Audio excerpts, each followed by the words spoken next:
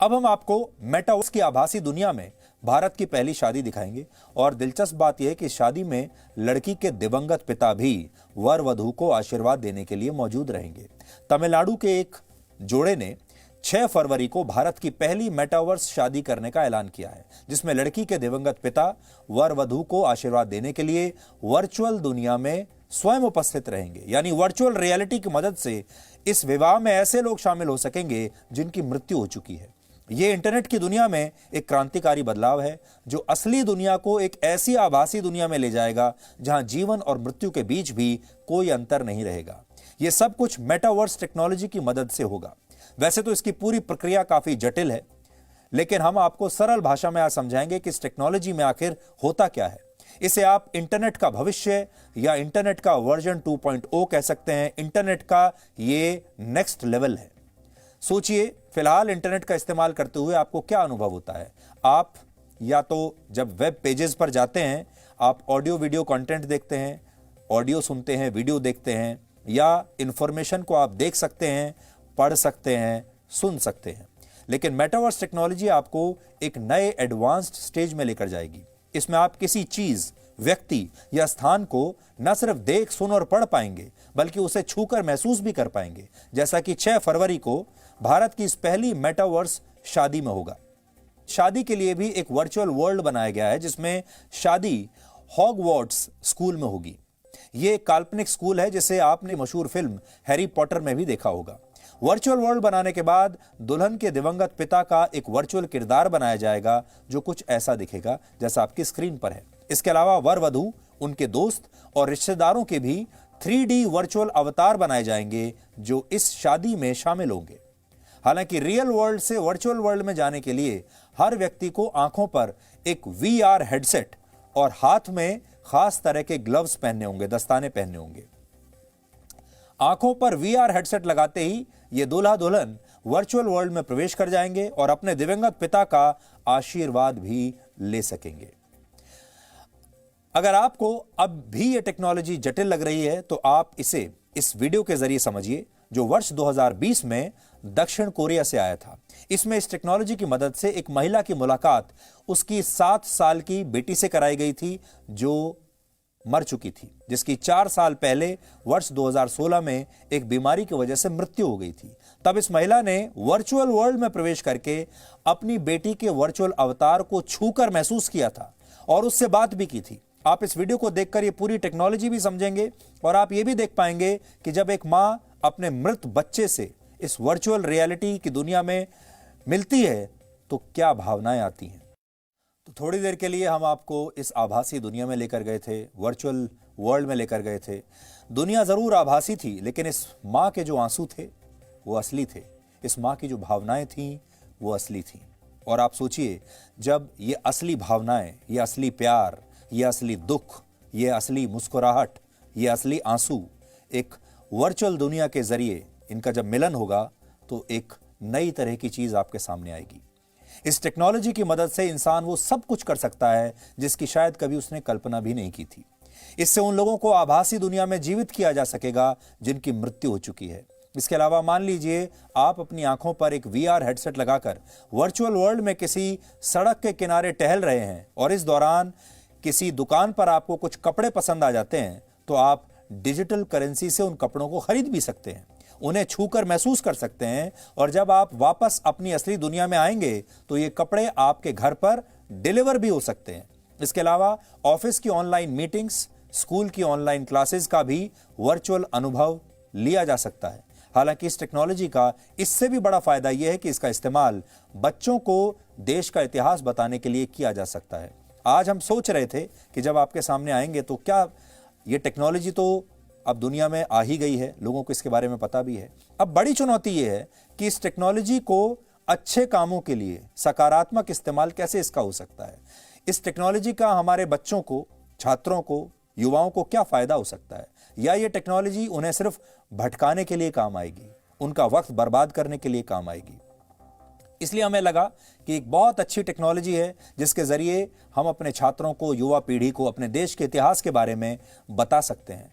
आज अगर कोई युवा या कोई बच्चा शहीद भगत सिंह या नेताजी सुभाष चंद्र बोस के मुख से उनकी ही वीर गाथा सुनना चाहता है, किसी घटनाक्रम को देखना चाहता है, उसे जीना चाहता है, तो इस आभासी दुनिया में यह सब कुछ मुमकिन होगा। यानी ये टेक्नोलॉजी देश के लिए, हमारे समाज के लिए बहुत उपयोगी हो सकती है और संभव है कि भविष्य में गणतंत्र दिवस समारोह में इस टेक्नोलॉजी का इस्तेमाल होने लगे और सरकारें मुख्य अतिथि के तौर पर भी किसी देश के राष्ट्रीय अध्यक्ष की जगह, हो सकता है हमारे देश के संविधान निर्माता डॉक्टर भीमराव अंबेडकर को ही इस समारोह में वर्चुअली शामिल करा लें। या हो सकता है आपको कभी पता चले कि इस बार वर्चुअल दुनिया में सरदार पटेल चीफ गेस्ट बनाए गए हैं इस बार की परेड के, क्योंकि वर्चुअल वर्ल्ड में उनका अवतार ऐसा आसानी से कर पाएगा।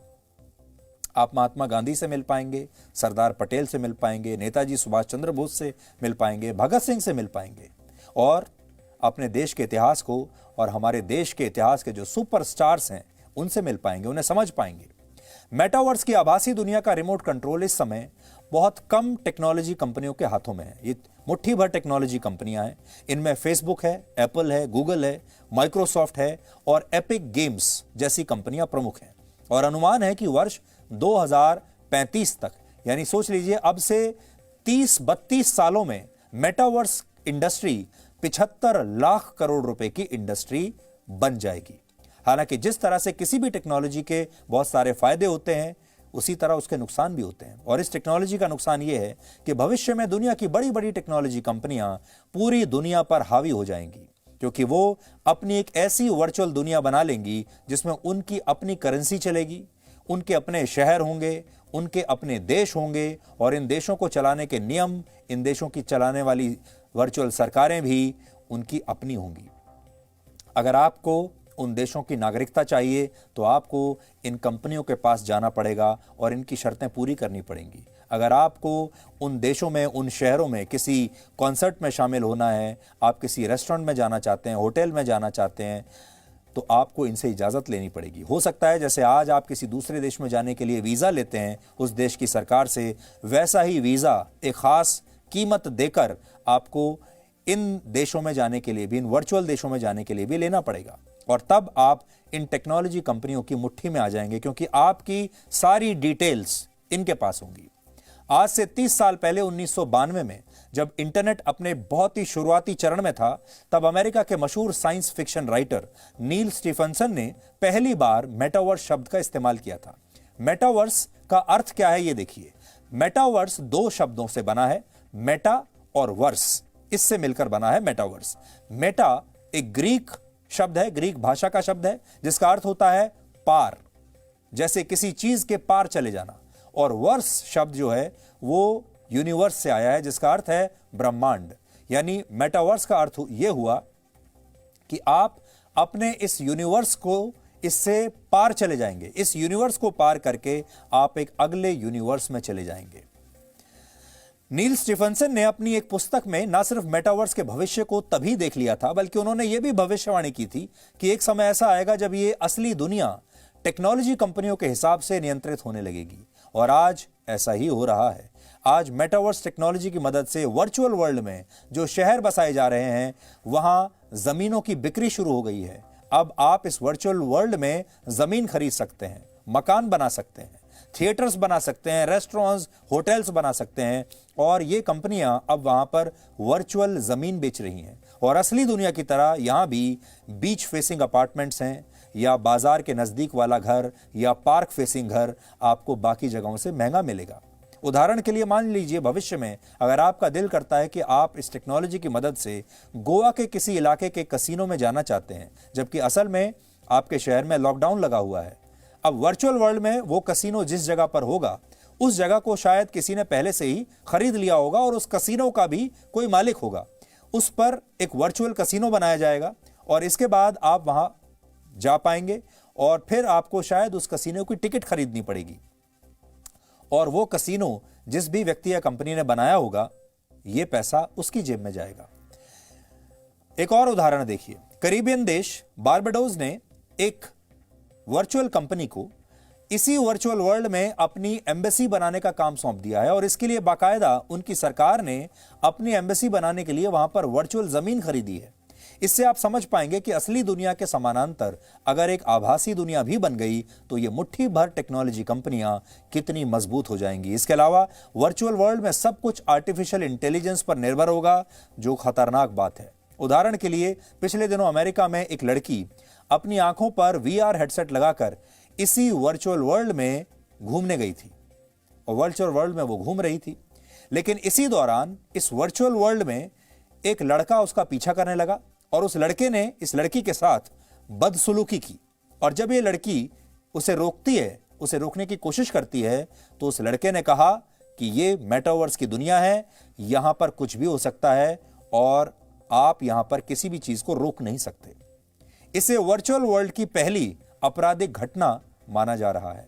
यानी आप असली दुनिया में तो ये घटनाएं रोक सकते हैं, पुलिस स्टेशन जा सकते हैं, शिकायत कर सकते हैं, एक संविधान है, कानून है, अदालतें हैं, लेकिन आभासी दुनिया में, वर्चुअल वर्ल्ड में ऐसा कर पाना बहुत मुश्किल होगा। इसलिए अगर इंसानों ने इस टेक्नोलॉजी का सोच समझकर प्रयोग नहीं किया तो इस दुनिया का हमारी असली दुनिया पर बहुत खतरनाक प्रभाव भी देखने को मिल सकता है। Presenting B News app, available on Google Play and App Store. Download it now.